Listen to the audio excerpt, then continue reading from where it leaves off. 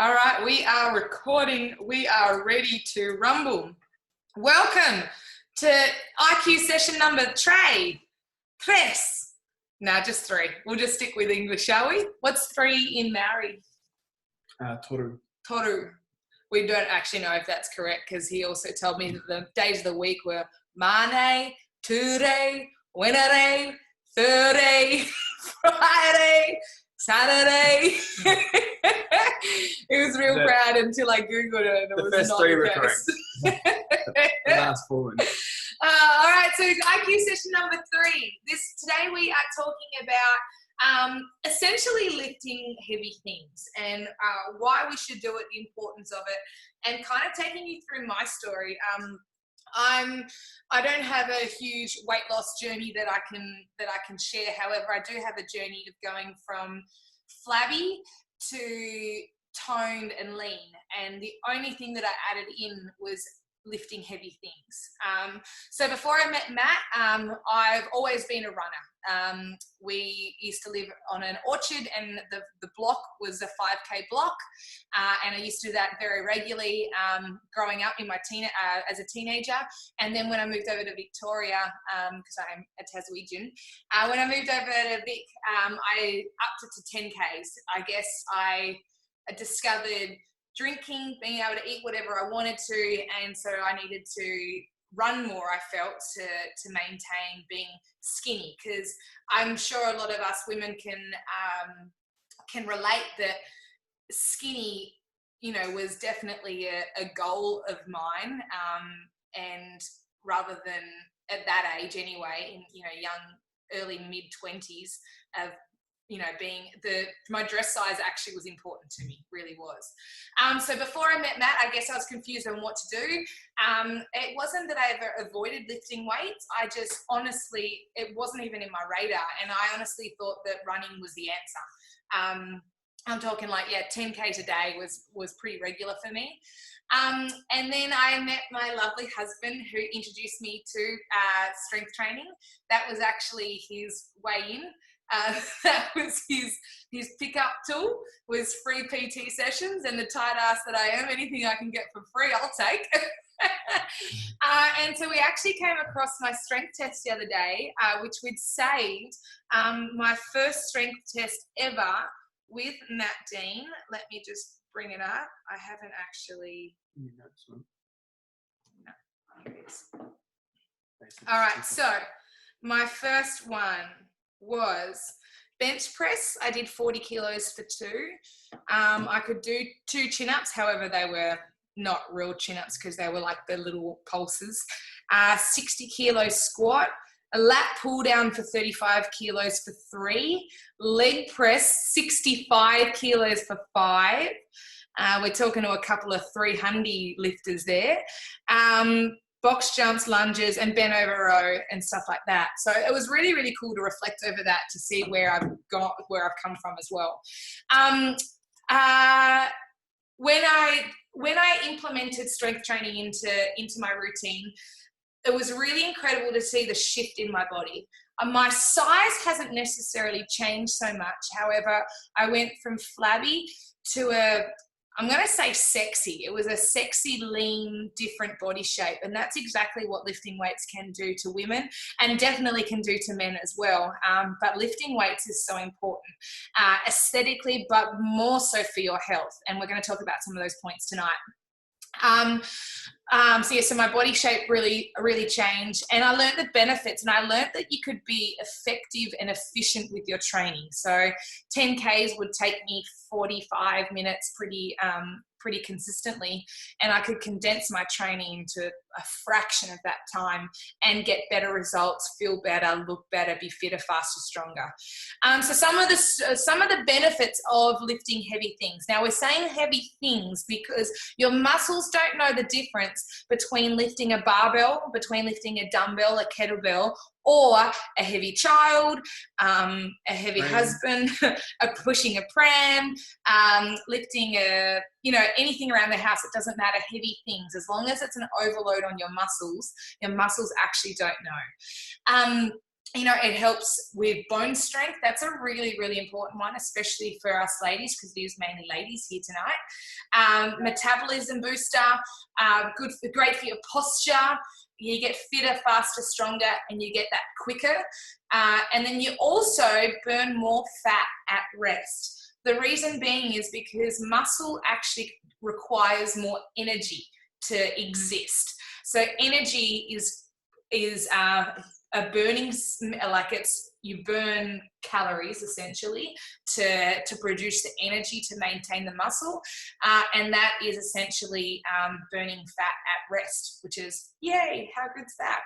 And you do that, you burn more the more muscle that you have. Yeah.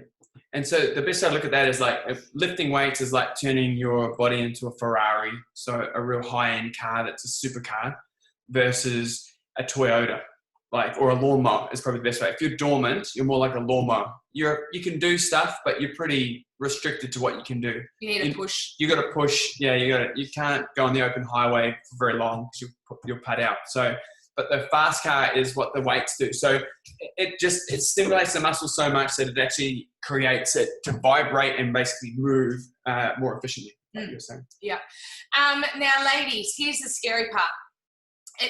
From the age of 22 to 25, depending on your genetic makeup, you will lose 2 to 5 pounds of muscle mass per year, every year until the day you die. What that leads to, doom and gloom, dun dun dun. What that leads to is osteoporosis. Osteoporosis is when your bones become really opposite of dense, very porous, and fragile and weak, and kind of like a sponge, really, how they've got lots of little holes in them. And osteoporosis is more common in women. And quite often you'll hear of old women, they retire, they slow down, they start sitting a lot more than they used to, and they fall over one night and, hey Morks, they fall over one day, they break their hip. But what usually happens generally is it's actually their femur, which is your thigh bone, is actually snapping, which causes them to fall, and then they land on their hip and break their hip. Now, the scariest part about that is actually the fact that your femur is actually your largest bone and should be your strongest bone. So if your bones are that porous and that weak that it gets to that point, that is really, really scary. Now, all of this can be avoided, reversed, all of those words, if you add in lifting heavy things once a week into your fitness regime. At the very least, once a fortnight. But optimal, we're talking about optimal here, once a week. Now, we're not saying once a day, and we don't mean for once a week for an hour. It's literally just lifting heavy things. We're going to talk about that as well. But all of those doom and gloom things, especially for us ladies, can be avoided by lifting heavy things once per week. Cool. Anything you wanted to say on it? Good. Awesome. Cool. All right. So let's get into the nitty gritty of it. What does heavy lifting look like? Again, we're not talking about just lifting gym equipment. It can be a range of things as long as it's an overload of the muscle. Can you explain overload of the muscle? You're doing well. Sorry. So here's the brains here. It's when you cause your muscles to stress, essentially. Now, your muscles have muscle fibers in them. They're made up of hundreds and thousands of muscle fibers. Lifting heavy, to get the most bang for your buck, and be the most effective, we need to recruit as many muscle fibers as we possibly can. So can you do your analogy of the bicep with 5? Okay, cool. Yeah, easy. So I'm going to simplify it, and we're going to say that the bicep has 5 fibers. We're going to make it really easy to understand. So say I lift up this pen, where is it? There we go. The pen, and I start doing bicep curls. It's not very heavy. I don't need to recruit all my muscle fibers to lift that pen. Maybe call it 1 to do that. And eventually I will feel the burn. So the point of that is it has not overloaded my muscle one little bit from doing a light weight. But if I go to lift up Sheridan, who's a lot heavier than this pen, I'm going to need all those muscle fibers to stimulate and to activate to overload my muscle. Now that pain you feel a couple of days later, the DOMS feeling, everyone knows it's the aching and that stuff there. Well, those fibers have torn. They're little micro tears in your muscle, which is why it hurts, because they're now in the building phase. So they're in the repairing phase, sorry. So what happens is we try and stimulate it or overload it so that we stress out the muscle so that it can repair and become stronger. The stronger your muscle is, the stronger your bones are, because they tie into the muscle and they pull on the muscle, and they're kind of like, I don't have a thing here. It'd be kind of like having this here, if you hold that shirt. This towel, this hoodie, if I turn it and I actually strengthen it, this is now hard.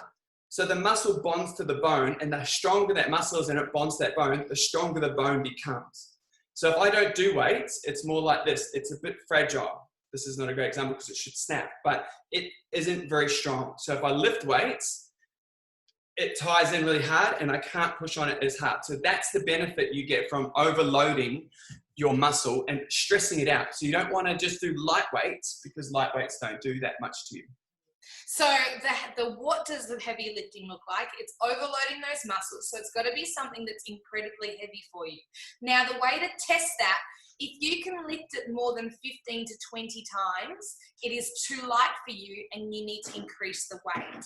So anything below 15 to 20 maximum, but ideally around the 15 mark, if you can't lift it more than that more than 15 times, then it's a good weight for you until you get stronger, and then you can of course increase the weight. But that's a great way to work it out, because we do need to recruit all muscle fibers so that we do a good job and a holistic approach as well, and you're getting the most bang for your buck, essentially. Effective, efficient. We're busy people. We've got a lot going on in our lives. The last thing you need to do is spend hours and hours in the gym, and we're going to show you exactly how you don't have to do that. And first step is by lifting heavy. When we talk about heavy, no more than 15 to 20 reps you should be able to do. The next bit is the how. So the how, we separate, we categorize the body into three sections. You've got push, you've got pull, and you've got legs. Those of you that are doing the strength program will notice that we've split up the programs into the push-pull legs. Reason being is legs, no matter what leg exercise you're doing, it's all the same action, essentially. Pull is the back side of your upper torso, and push is the front side of your upper torso. Now, a push exercise, for example, could be a bench press. It could be a push-up. It could also be a dip.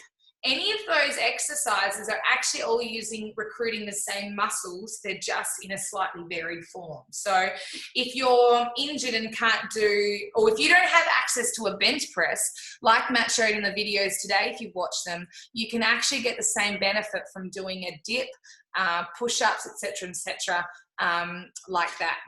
Your pull exercises, again, are your upper torso and your back.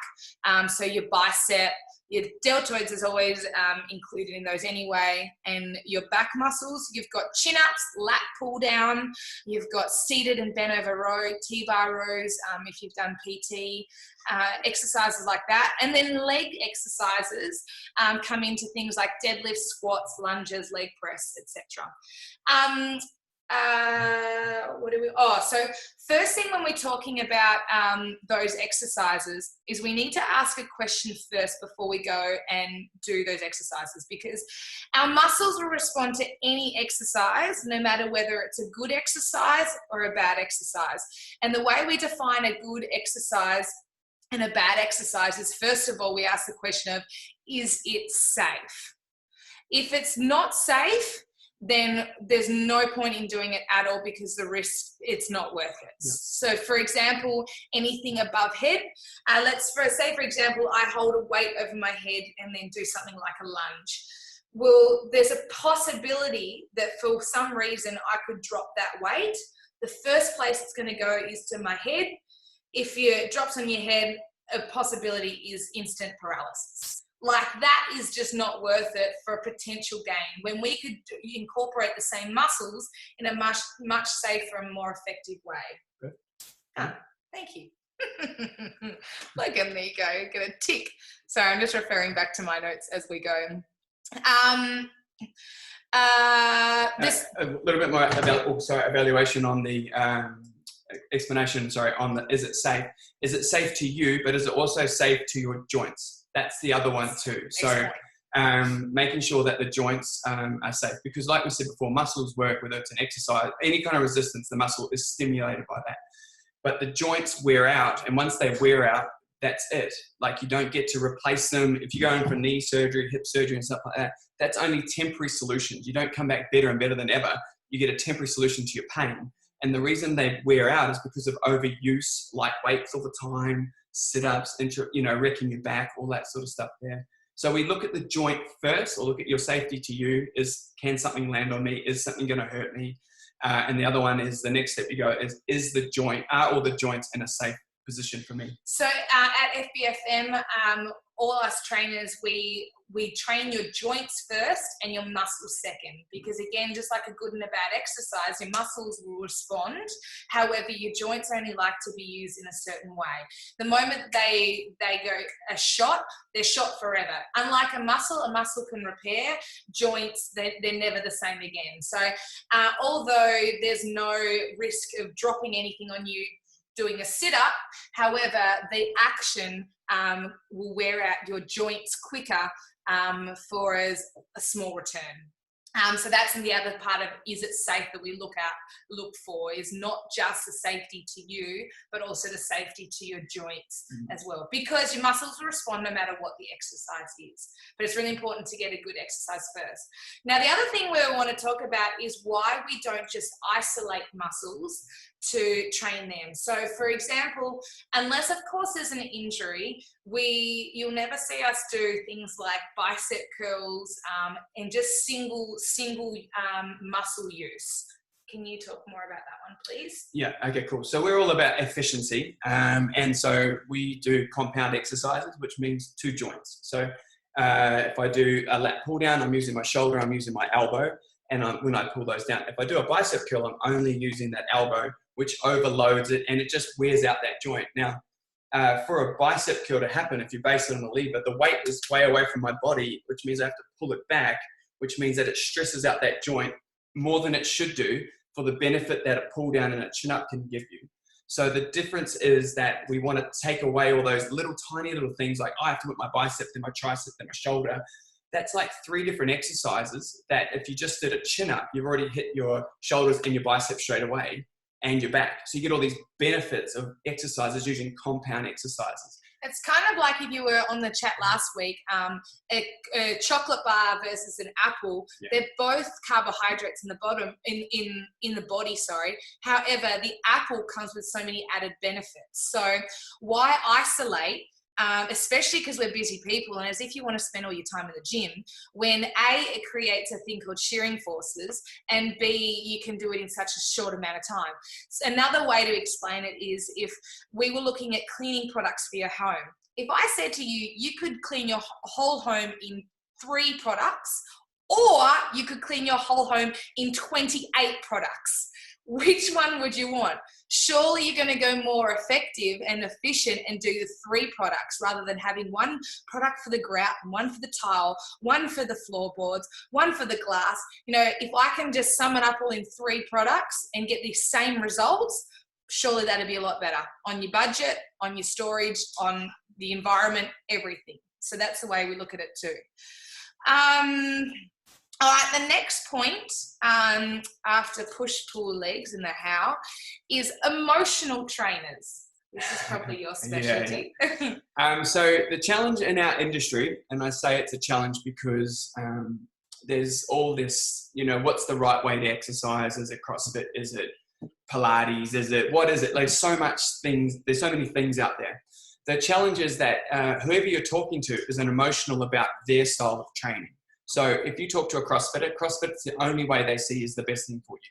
So you can't persuade someone to see a different way until they reach an injury. When they reach an injury, they're open to a different way. So the challenge with an emotional trainer is it's hard to persuade them that there's another style of training. So we're teaching you guys all about safe, efficient exercises so you can do it forever. Now, all those other exercises work, but they break your body down quicker. So that's the difference. So an emotional trainer will want to do the biceps only, the shoulder presses, the sit-ups, the rotations, all that stuff, because they believe, because Arnold said it was the thing to do back in the day, and everyone follows everyone that's bigger than them. Or it got them a result once before, so Yeah. it's the only way they'll get a result now. Yeah. And that's a big one to overcome. For me personally, leading up to our wedding, the 12 weeks before our wedding, I went and got a body scan because I made a pact to myself that I wanted to be 15% body fat for my wedding day, not knowing what I currently was, and I got a rude awakening when I was a lot more than what I first anticipated. And so for me, to get to that, I increased my training ridiculously and ridiculously cut my calories, and I did get the results. However, it was a slog. It was emotional, it was tedious, it was horrible, and there was a lot of tears that Matt had to coach me through. Then go fast forward 12 months later, and I wanted to lean back up again because I got into the whole honeymoon phase and let myself go a little. And I got the same results, if not better results, but I did a fraction of the exercise and I ate more calories. So there is a different way. You just have to let your brain kind of get over the fact that yes, you got a result once one way, but it's not necessarily the only way to get those results. So emotional trainers also take out the fact that remembering that muscles do respond to resistance, whether it's a good or bad exercise. However, we need to be realistic in making sure that we look after your body for longevity, because when you're younger, you most likely won't feel the effects of it. But we're talking when you're, later on in life, when you're My age and older. 40, 40 plus. It might not be a concern to you at 22, but as you age, you will feel the effects of those. And if we can avoid that, if you've got kids, you want to be able to play with them for a lifetime, or you want to continue doing the activities you love doing because your body allows it, not because you can't. So you need to have the options and the ability, and not be led by pain, essentially. Anything you wanted to add on that? No. Cool. The next bit is the why. Why once per week? So Can I answer? In a second you can. Again, coming back to emotional trainers, a lot of emotional trainers will do the back on Monday, Wednesday, Saturday, and they'll do legs on Tuesday, Thursday, Sunday, and they'll split up the body like this, etc. However, we're saying you can do all three categories in one session once a week. All right. And the reason for that is it's called a super compensation process. That's actually the term it's called. Super compensation process. What that means is that your body needs time to recover. And when it does recover and it's given adequate rest from resistance training, there's a difference from cardiovascular training, which is like boot camps and stuff. We're talking heavy weights on the body. 7 days later, 7 to 10, depending on the person and how strenuous they made their body, you will be stronger at the other end. And the best analogy I can give you, and I'm so sorry, Leo, because I can see you cooking, but it's if you've ever been to the toilet, you're taking a massive poo and it just is sitting in the bottom and you flush and it doesn't all flush. And you've all been there. I know you have. You can't. No. But so what happens is you flush the toilet and it doesn't all go. So the first thing you try and do is you try and flush it again, but it won't flush because the tank is empty. The body is the same way. The big poo is the resistance training. You flush out the toilet, you're on recovery, the bowl is empty, and you need time for it to fill back up again. That process takes about 7 to 10 days, depending on the person. So that big heavy weight training session, if you come back 2 days later, that's the worst it's going to feel. That's when you feel DOMS the most, is day 2, 3, which is when your muscles are torn the most, which means it's the weakest point possible. So if you come back in to do another training session, then a weight session, you're actually the weakest you're going to be prior to the day, but the last time you lifted weights. So it's inefficient to work out 2, 3 days later, which is how the emotional trainer works out. One, every second day they're at the gym lifting weights. So they're constantly lifting weights on a fatigued body. So they never get really the results they're looking for. And most people are looking to get strong, which means it needs adequate rest, which takes about 7 days. So all you have to do is think about the big poo in the toilet, and you flush the toilet, doesn't all go, and you're going to let the tank fill up to flush the rest. That takes 7 days. So not only are we educating you on how to get strong, but also how to get rid of really big poos. Now, if you're having enough fruit and vegetables and drinking enough water, hopefully you're having really big poos. Anyway, sorry about that, Nat and Leo, as you're cooking dinner. Oh, Ash and Mary are actually eating too. Sorry about that, guys. Yeah. But that is how you get stronger. So the concept is, if I lifted, say, 50 kilos on the bench press, I lift it 10 times, and that's as much as I can possibly lift. That's why we say you're aiming to get to 15 to 20 reps, depending on the person. If I only get to 10 and I can't get 11, I try for it, but I don't quite get it. That's okay. I've emptied the tank. That's the big poo. Okay, so I've tried to flush it. I'm out of it. I then give it 7 days, or 7 to 10 days. I come back on that 7th or 10th day. I do the bench press again. I should be able to, in theory, get the 11th rep because I've given my body adequate rest for 7 to 10 days. So the idea is that you give it that rest so that you can lift one more, which gets you stronger because you're trying to get to 15. When you get to 15, the beautiful part is you can take the weight up and then the reps drop back down again and you start the process again. So you're constantly winning by 1 rep. That's why we always say increase by 1 each time. 1 push-up, 1 everything. Yeah, and that's your aim, just to always be 1 better. Yeah. The next thing we have, so we've covered how you do it. I'm just making sure we're going over everything that we've done. Blah, blah, blah. Cool. The next one is, I guess, to kind of wrap it up, is to tick off some of the myths around lifting weights. Now, myth number 1 for us ladies is I'll get bulky if I lift heavy weights. Sorry, ladies. We always remember the exaggerated form in our head. So the image you're probably picturing when you think of lifting heavy weights, or most women would, maybe not you girls, because you girls are all understand. Most of you lift heavy things once a week.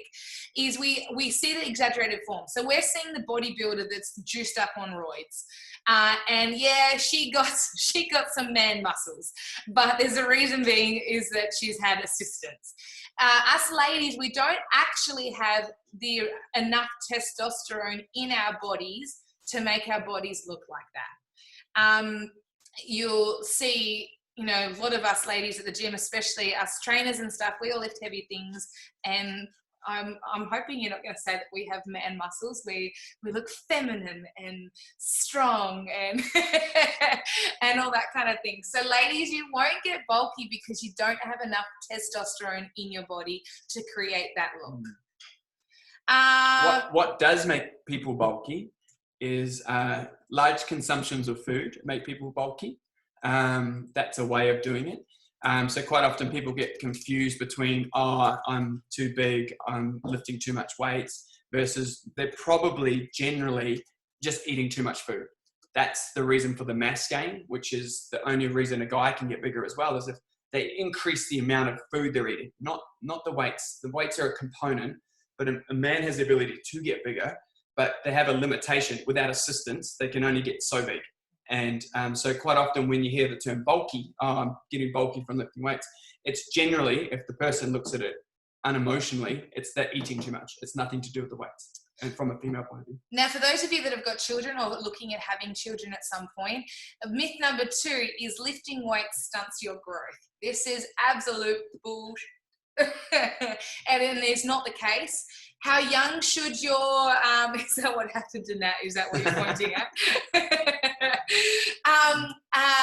How young should you encourage your children to start lifting weights? As soon as they're interested.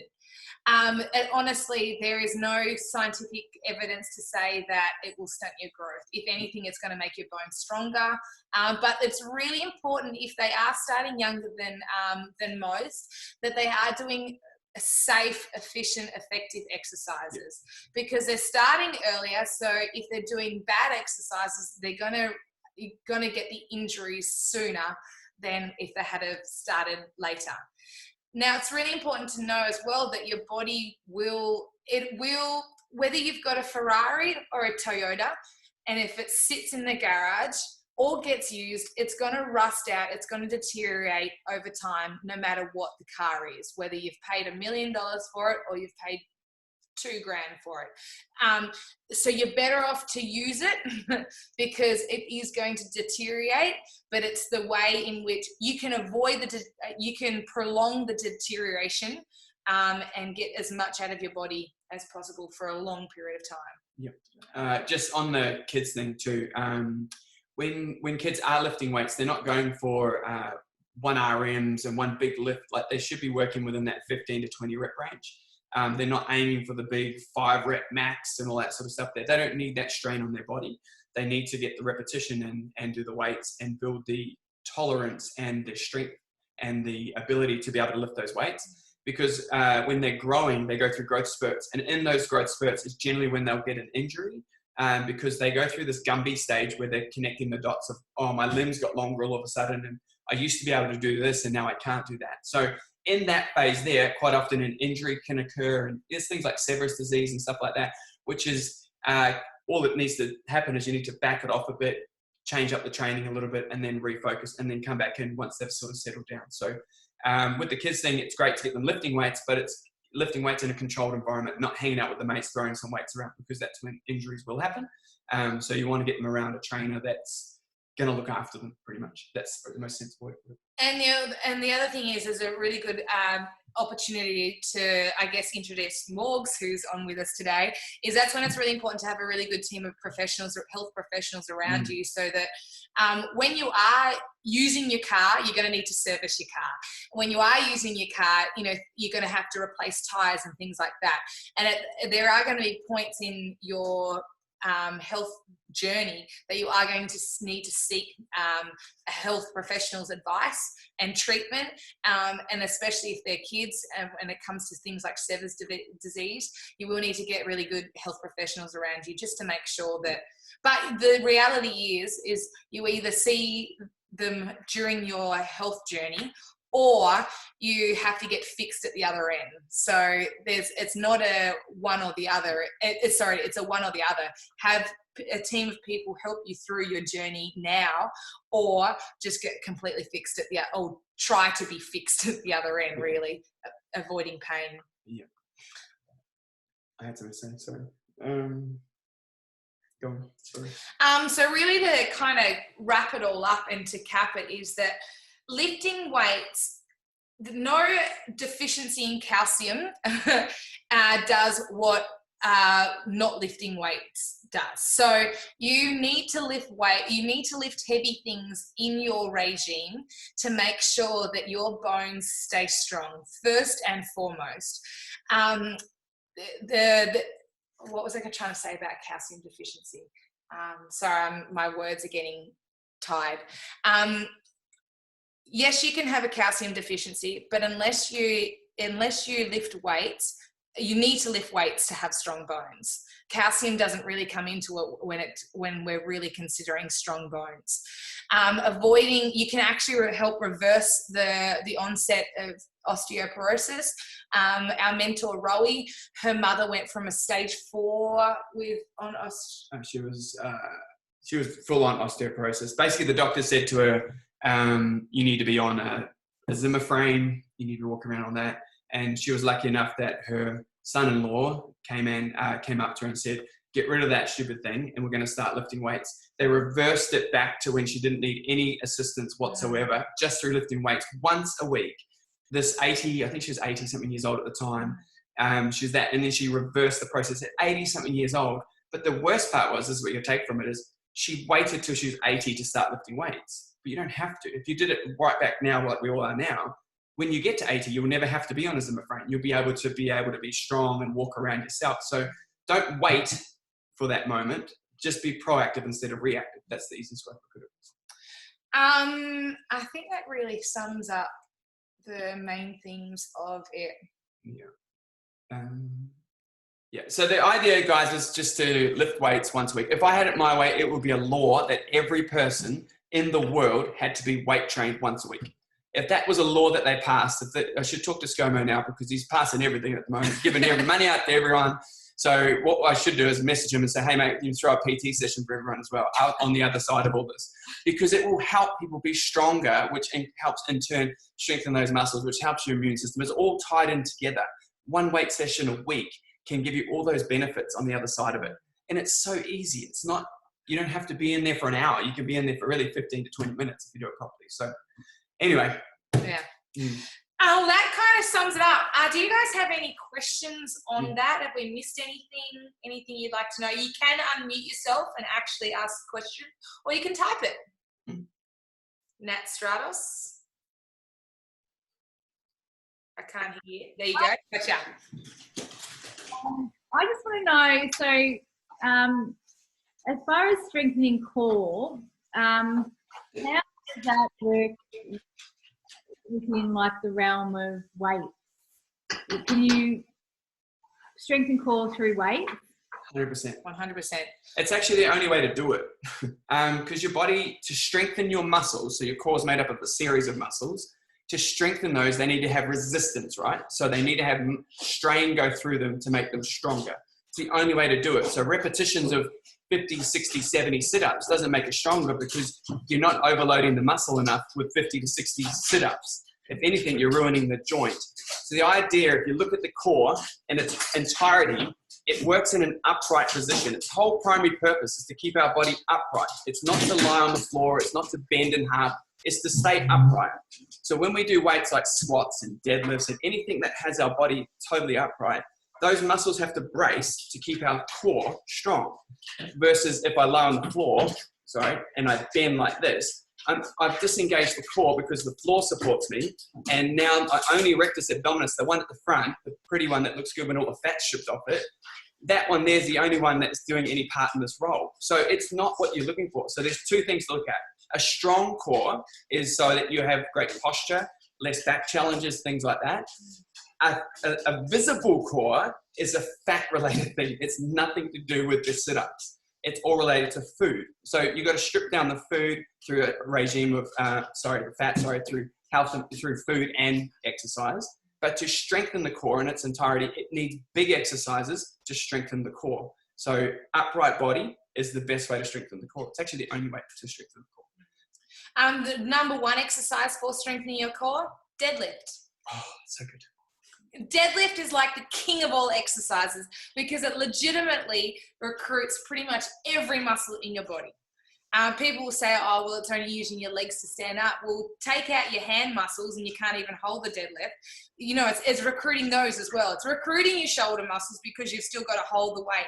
It's recruiting pretty much everything. However, it's actually your number one exercise for strengthening your core. But like Matt said, when people talk about core, they're usually talking about one of two things. Do you actually want to strengthen so that you're, like Matt said, you have less back challenges, those kind of things? Or do you want to see the abs? And that is a food-related exercise burning, calorie burning topic. Does that answer your question? Yep. Thank you. You're welcome. Do you have any others while you're on speaker? I don't know, Leo. No, I'm good. Sweet. Anyone else got any questions? It's a great question, brother. Do you have one, Mary?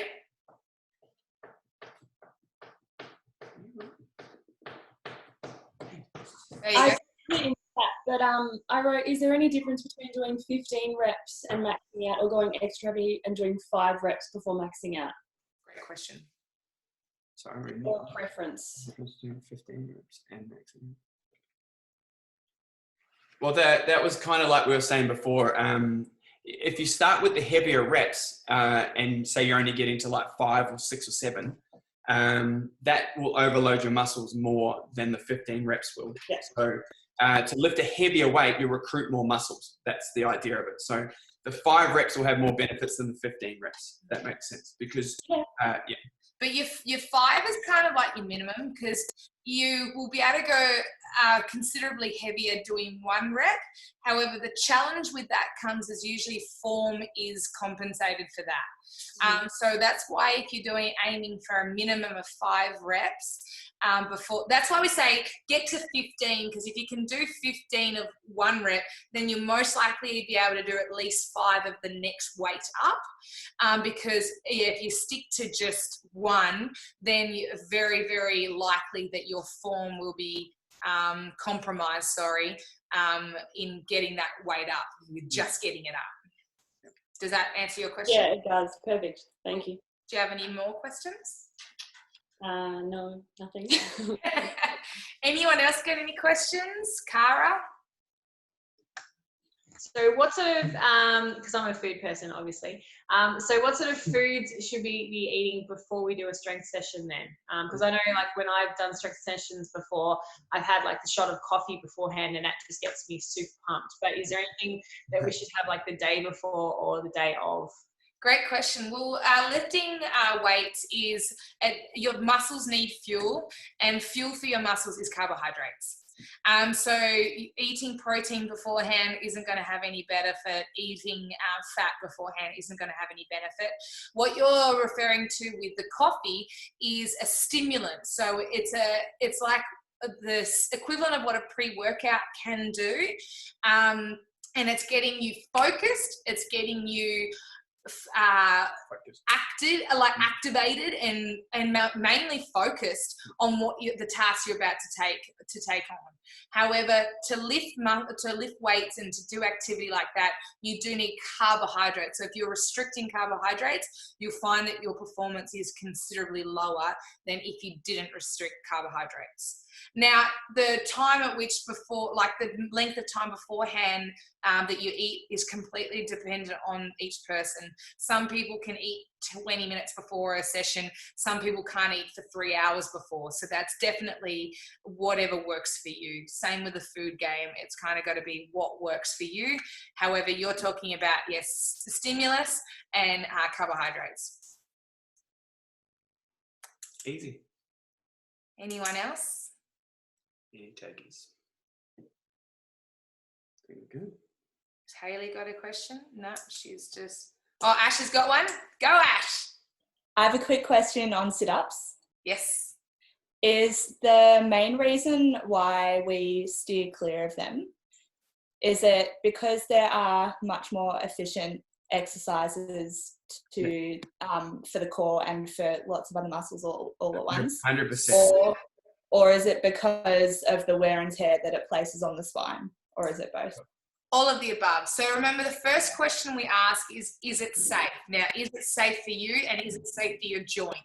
Now, a sit-up is like the 12th best exercise for your abs, but you can do the best exercise, which is also looks after your joints, is safe for you, and you also get more benefits from it. So it's kind of like if you had on your car, if you only ever turned left, your tires are going to wear out on one side quicker than they are on the other. And the same thing goes for sit-ups and stuff, is that we're looking out for the longevity of your joints, so the safety of that, plus there's also better exercises to get the results that you want to get. Yeah. The main one with the sit-up though is your spine deteriorates because it's, there you go, like this. It's just bending the same way all the time. So if I just do this all the time, trying to strengthen my abs, I will burn out that joint eventually. And in between your spine is a disc. And Cara's had challenges with her disc before. She had to have surgery done on it because it was so ruptured and it needed to be repaired. It got to that point where it couldn't be saved pretty much. But what happens is over time that will wear out. Now we wear and tear that thing out just in everyday activities. So if I accentuate it by doing all these sit-ups, trying to do, and you can do 10, 20 sit-ups pretty comfortably. And so someone says you've got to do 100 sit-ups a day. All of a sudden you're just bending over. And it's just terrible on that spine. And your neck is the other one that comes into play there. So the idea is that you go back to the safest possible way to do it, which is to keep it upright and straight so that that compression goes into the disc evenly, not bent over, if that makes sense. So to protect the spine is the number one thing we look at, and that compromises the spine a lot. So we go forward to the best exercise, which is a deadlift, because it's in a compound exercise movement, and it's a day-to-day exercise we do all the time. The only time you actually do a sit-up really is if you're an efficient person that get out of bed and you get up upright like this. But most people roll out of bed this day and age anyway. So it's not, when do you do a sit-up? Like, it's not even a day-to-day activity that you do. But you do a deadlift and you do a squat by getting up and out of your seat every day, out of the car. All those things are relevant. So the idea is we keep it so that you use it, and it's relevant to what you're doing. Hope that helps. Awesome. Thank you. Thank you. Anyone else got any questions before we wrap it up? Anyone want to know about the poo a bit more? Oh, sorry It's guys. the best. And that's when you know it's time to wrap it up. Well, thank you guys so much. If you do have any further questions on this, please reach out to us. We're really, we love sharing knowledge on this stuff because it is really important because, you know, there's no pill or potion or lotion that does what exercise does for our body, you know, and pills, potions and lotions are just trying to simulate what exercise actually does for our body. Yeah, I just have to go back. Sorry, this is just on those sit-ups really, really quickly. Other trainers, you'll see, actually prescribe sit-ups. So the question would come about then, why did they prescribe sit-ups? And because that's all they've been taught, or that's all they've seen. They don't actually know why they're prescribing them, because I can have a discussion with most personal trainers who do prescribe them, and I can say, why do you do those exercises? They can't tell me from an anatomical, physiological point of view why they actually do it. So to me, they don't even understand what the exercise is doing. Because if you did understand it, you would never prescribe it. That is what you want to know. So you want to know, why is that person prescribing it? And if they can't tell you physically, because there's no benefits to it, like there's nothing. So if they say it's to strengthen your abs, they're actually lying to you because it doesn't do what they say it does. So what we like to do is go, cool, you just call them out. And trainers do it because their institution taught them how to do it. And so it's not that they probably are doing it to try and hurt their clients. They just don't know. You don't know what you don't know, unfortunately. And that's why we only, our FBFM trainers are only max graduates, because we get taught this stuff, because it's the quality of education and what we learn is just so much higher. It's like the equivalent of going to Harvard versus TAFE. So, Nothing against TAFE and big TAFE. The difference is quite huge. So the emphasis is on not hurting, not injuring your client. That's our first thing we focus on. So, and when it does come to sit-ups as well, the thing that people are emotionally connected to is that burning feeling. And people will associate that to burning fat or anything like that. It's just lactic acid build up. And so it's actually not doing anything for you other than just wear and tearing your joints more rapidly than you need to. So don't do it. If you guys have any further more questions, please sing out. We'd love to help you with that. I will be uploading a notes sheet that I'll be uploading that shortly. And really exciting that next week we actually have Rowie and K-Man going to be doing the IQ session for us. So super exciting. We were supposed to have them host them in the studio on Tuesday. They're actually doing that as a live Zoom session for us next Thursday, which is awesome. So have questions ready. They're going to be talking about how to train like an athlete, how to eat like an athlete. Now, even if you're not an athlete, it doesn't necessarily matter. It's just, how do you get the most out of your body and how do you get performance? Oh, thank you, Enza. You're beautiful. So that's really exciting for next week. But other than that, you guys rock. Remember, tomorrow is Good Friday. We like to call it Great Friday, and everything is running as normal. So, whoop, whoop, whoop. We love you guys. Thank you for joining us. Thank you for being here. Thank you for your questions. You guys are awesome. Take care. Have a good night.